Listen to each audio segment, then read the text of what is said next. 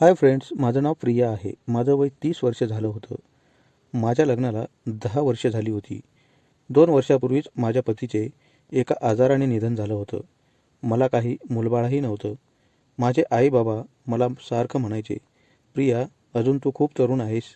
यामुळे तू दुसऱ्या लग्नाचा विचार करावास." पण माझा नवरा मला सोडून गेल्यापासून माझी लग्न करण्याची हिंमत होतच नव्हती. आणि लग्न केलं असतं तर खूप वय झालेला मुलगा मला मिळाला असता. यामुळे लग्नाचा विषय मी हळूहळू माझ्या डोक्यातून काढून टाकत होती. पण आईबाबांना वाटायचं, आपल्या पोरीचे 2चे 4 हात झालेले केव्हाही चांगलंच. यामुळे ते बऱ्याच लोकांसमोर माझ्या लग्नाचा विषय काढायचे. माझ्यासाठी त्यांनी मुलांची स्थळं पाहायला सुरुवातही केली होती. आमच्या घरात रोज रोज सकाळ संध्याकाळ तोच विषय असायचा. यामुळे मला खूप बोर झालं होतं. असं वाटायचं कुठेतरी 10-15 दिवस जाऊन निवांत राहावं. पण मला एक मोठी बहीण होती. तिचं नाव रोहिणी होतं. ती मला काही दिवसापूर्वीच म्हणाली होती, "तिथे राहून तुला करमत नसेल तर तू आमच्या गावाकडे येऊन राहा. इकडे तुझे भाऊजी आणि मीच राहत आहे. शिवाय तुझ्या भाऊजींचा स्वभाव खूपच चांगला आहे."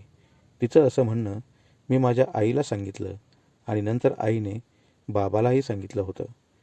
त्यांनाही वाटायचं आपल्या मुलीला एका जागेवर राहून खूप कंटाळा आला आहे. यामुळे त्यांनी देखील मला माझ्या बहिणीकडे जायची परवानगी दिली होती. दुसऱ्या दिवशी मी थोडे कपडे माझ्या बॅगेत भरले आणि सकाळच्या बसने थेट माझ्या बहिणीच्या गावी आले. तिथे पोहोचल्यावर भाऊजी माझी वाट पाहतच उभे होते. मला पाहिले मला पाहिल्यावर ते खूप खुश झाले होते, कारण मी रोहिणीपेक्षाही दिसायला खूप सुंदर होती. त्यांनी मला गाडीवर बसवलं आणि घराकडे आणलं.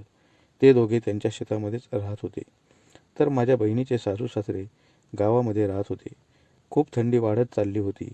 यामुळे भाऊजींनी त्यांना त्यांच्या गावातल्या घरी ठेवलं होतं. जाता जाता मी त्यांना भेटून आले होते. ते देखील मला म्हणाले होते, "पोरी, तू दिसायला खूप तरुण आहेस. यामुळे तू दुसऱ्या लग्नाचा विचार कर." मी त्यांच्या समाधानासाठी हो म्हणाली होती. माझ्या बहिणीने मला पाहिल्यावर देखील खूप खुश झाली होती. ती माझ्यापेक्षाही 5 वर्षांनी मोठी होती, तर भाऊजींचं वय 50 होतं. पण भाऊजींचं शरीर खूप खूप काटक होतं. यामुळे ते मजबूत दिसायचं.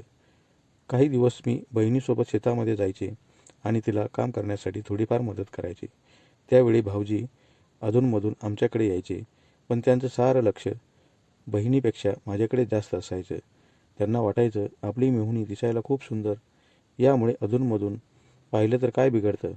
त्यांच्या मनात माझ्याविषयी काय होतं हे मला पहिल्या दिवशीच समजलं होतं.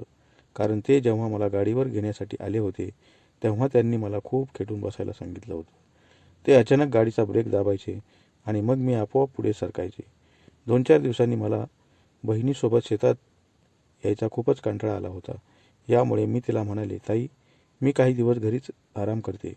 माझं अंग खूप दुखत आहे, पण दवाखान्यात जायची आवश्यकता नाही. 2 दिवसात आराम केला की बरं वाटेल." मी असं म्हटल्यावर ती मला दवाखान्यात येण्याचा आग्रह करत होती. पण माझं एवढं दुखतही नव्हतं. दुसऱ्या दिवशी सकाळी सर्व काम आवरून ती शेतामध्ये निघून गेली होती.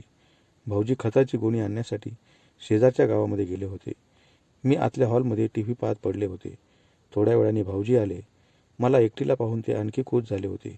त्यांना वाटायचं, हिचा नवरा गेल्यापासून हिला मिळणारं सुख बंद झालं असेल. यामुळे आपण थोडा प्रयत्न केला तर. म्हणून या वयातही ते माझ्याकडे वेगळ्याच भावनेने पाहत होते. जेवणानंतर ते टीव्ही पाहण्यासाठी मुद्दामच मला खेटून बसले होते. मला थोडी लाजही वाटत होती. आमच्या गप्पा सुरू होत्या, पण तेवढ्यात माझी बहीण अचानक आली आणि भाऊजींना म्हणाली, "खताची गोणी आणली असेल तर ती घेऊन चला शेतात." ती अचानक आलेली पाहून भाऊजी थोडे घाबरले होते. त्यांनी ती खताची बॅग उचलली आणि शेतामध्ये आणली. माझी बहीणही त्यांच्या मागे गेली होती. माझी बहीण अचानक आल्यामुळे भाऊजीचा सर्व मूड खराब झाला होता. त्यांना वाटायचं आपली बायको अजून अर्धा तास आली नसती तर आपली खूप मज्जा झाली असती. पण घाईघाईत खत टाकून ते दुपारी पुन्हा माघारी आले आणि फ्रेश होऊन पुन्हा माझ्याजवळ येऊन बसले. माझं त्यांना माझं त्यांना खूपच आकर्षण वाटत होतं, म्हणून ते उठायलाच तयार नव्हते. थोड्या वेळाने मला टीव्ही पाहता पाहता अचानक झोप लागली होती. तेव्हा त्यांना वाटलं आता ती संधी मिळाली तर, म्हणून त्यांनी अचानक उठून हॉलचा दरवाजा बंद केला आणि माझ्याजवळ येऊन बसले. माझ्यापासून त्यांना जे हवं होतं ते त्यांना मिळाल्यावर ते खूप खुश झाले होते. पण 2-3 तास होऊनही देखील ते उठायला तयार नव्हते. ताई येण्याची वेळ झाली होती, म्हणून मीच घाईघाईत उठले आणि दरवाजा उघडून थोडी फ्रेश झाले. आपल्या बाबतीत भाऊजींकडून वारंवार अशी चूक होईल म्हणून मी ताईबरोबर शेतात जायचा निर्णय घेतला. पण मी घरीच राहावं म्हणून ते खूप आग्रही असायचे. त्यांना वाटायचं रोज संधी मिळाली तर चांगलंच होईल. पण माझ्या मनात वेगळीच भीती होती. यामुळे मी त्यांना टाळत होती. शेवटी 8-10 दिवस मी बहिणीसोबत जायचे आणि तिच्यासोबतच माघारी यायचे. एक दिवस बाबा मला अचानक घेण्यासाठी आले होते. कारण एका मुलाचं स्थळ त्यांनी माझ्यासाठी शोधलं होतं.